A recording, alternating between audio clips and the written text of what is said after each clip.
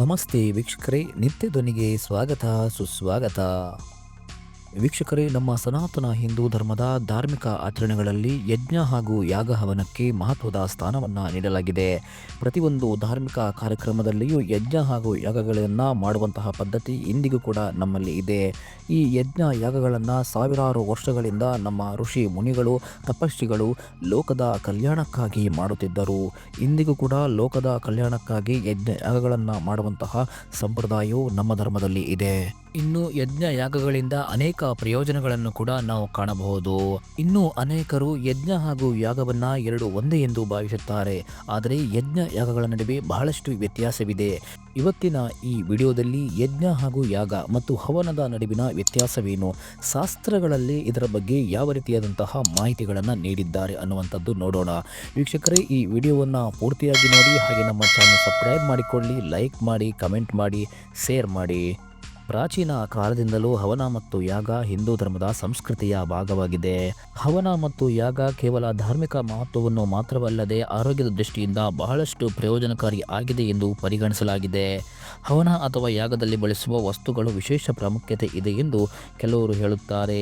ಹೀಗಿರುವಾಗ ಹವನ ಮತ್ತು ಯಾಗಕ್ಕೆ ಸಂಬಂಧಿಸಿದ ಕೆಲವು ಮಹತ್ವದ ಮಾಹಿತಿಗಳನ್ನು ಇವತ್ತಿನ ಈ ವಿಡಿಯೋದಲ್ಲಿ ನೋಡೋಣ. ವೀಕ್ಷಕರೇ, ಯಜ್ಞ ಮತ್ತು ಯಾಗ ಈ ಎರಡೂ ಪದಗಳು ಒಂದೇ ಎಂದು ಬಹುತೇಕ ಅನಿಸುತ್ತದೆ. ಆದರೆ ಯಜ್ಞ ಪದವು ಸಾಮಾನ್ಯ ಹೆಸರನ್ನು ಹೊಂದಿದ್ದರೂ ವಿಶಾಲವಾದ ಸಂಕೇತವನ್ನು ಹೊಂದಿದೆ.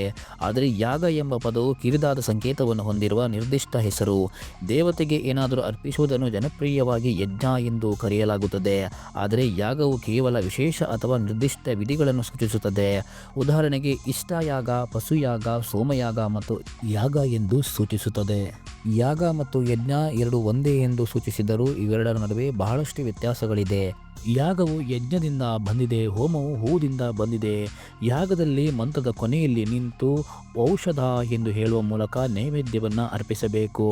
ಹೋಮದಲ್ಲಿ ಮಂತ್ರದ ಕೊನೆಯಲ್ಲಿ ಸ್ವಾಹ ಎಂದು ಉಚ್ಚರಿಸುತ್ತಾ ಕುಳಿತುಕೊಂಡೇ ನೈವೇದ್ಯವನ್ನು ಅರ್ಪಿಸಬೇಕು. ಹಾಗಾದರೆ ಇವುಗಳ ನಡುವಿನ ವ್ಯತ್ಯಾಸವೇನು ಎಂದು ನೋಡುವುದಾದರೆ, ಹವನ ವಾಸ್ತವವಾಗಿ ಯಾಗದ ಒಂದು ಸಣ್ಣ ರೂಪವಾಗಿದೆ.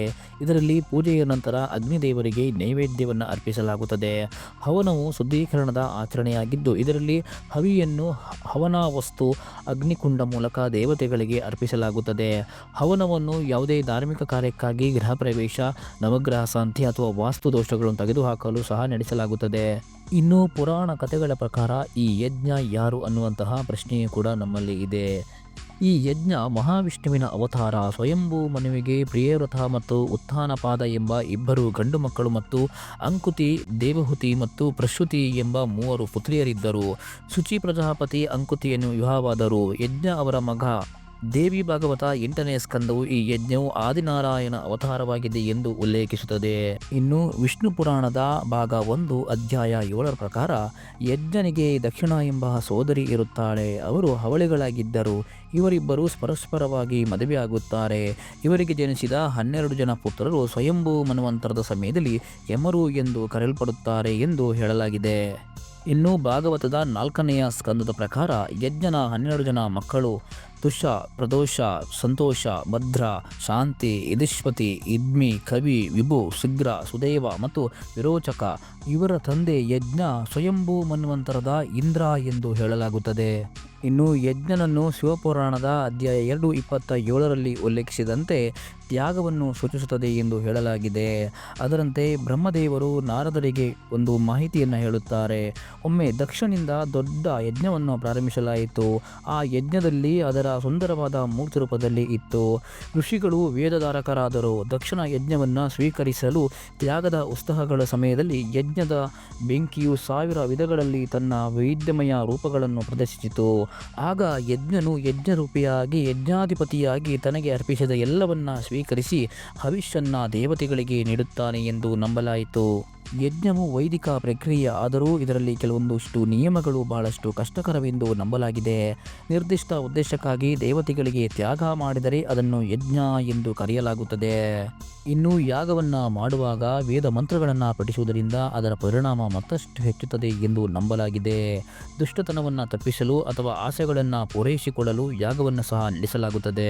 ಇನ್ನು ಹೋಮಗಳು ಅಗ್ನಿಯನ್ನು ಆಹ್ವಾನ ಮಾಡುವ ಮೂಲಕ ನಿರ್ದಿಷ್ಟ ದೇವತೆಗಳನ್ನು ಆಹ್ವಾನ ಮಾಡುವ ಪೂಜೆಗಳಾಗಿವೆ. ಇನ್ನು ಅಗ್ನಿದೇವರು ಭಗವಾನ್ ಬ್ರಹ್ಮ ಮನುಷ್ಯನನ್ನು ಸೃಷ್ಟಿಸಿದಾಗ ಅವನು ಮನುಷ್ಯನ ಜೀವನೋಪಾಯಕ್ಕಾಗಿ ಮತ್ತು ಅವನ ಆಧ್ಯಾತ್ಮಿಕ ಬಳಕೆಗಾಗಿ ಸಾಧನೆಗಾಗಿ ಹೋಮಂ ಅನ್ನು ಸಹ ರಚಿಸಿದನು ಎಂದು ಹೇಳಲಾಗುತ್ತದೆ.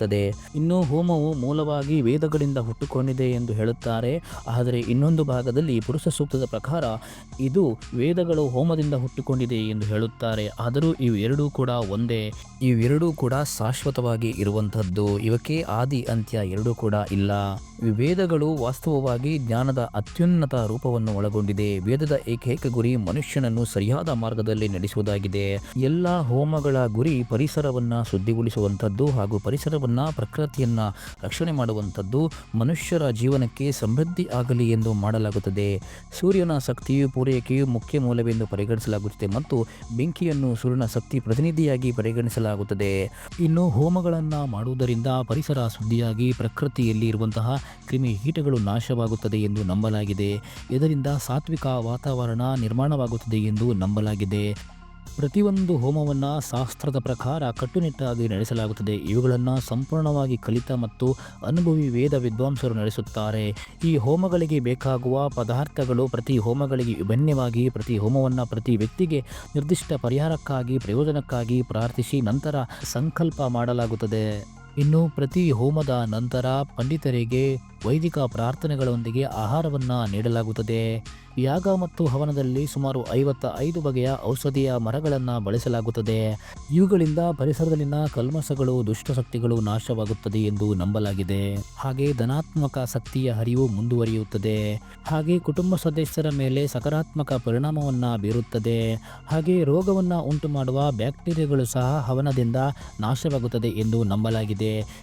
ಹೋಮ ಯಜ್ಞ ಯಾಗಗಳನ್ನು ಮಾಡುವುದರಿಂದ ಬರೀ ಆಧ್ಯಾತ್ಮಿಕ ಲಾಭ ಅಷ್ಟೇ ಅಲ್ಲದೆ ದೈವಿಕ ಹಾಗೂ ಆರೋಗ್ಯಕರ ಲಾಭವೂ ಕೂಡ ಆಗುತ್ತದೆ ಎಂದು ಹೇಳಲಾಗುತ್ತದೆ. ವೀಕ್ಷಕರೇ, ನಿತ್ಯ ಧ್ವನಿಯ ಮಾಹಿತಿಗಳು ವಿಡಿಯೋಗಳು ನಿಮಗೆ ಇಷ್ಟವಾದರೆ ದಯವಿಟ್ಟು ಲೈಕ್ ಮಾಡಿ, ಕಮೆಂಟ್ ಮಾಡಿ ಹಾಗೂ ಶೇರ್ ಮಾಡಿ. ನಮ್ಮ ಚಾನಲ್ ಸಬ್ಸ್ಕ್ರೈಬ್ ಮಾಡಿಕೊಳ್ಳಿ. ಧನ್ಯವಾದಗಳು.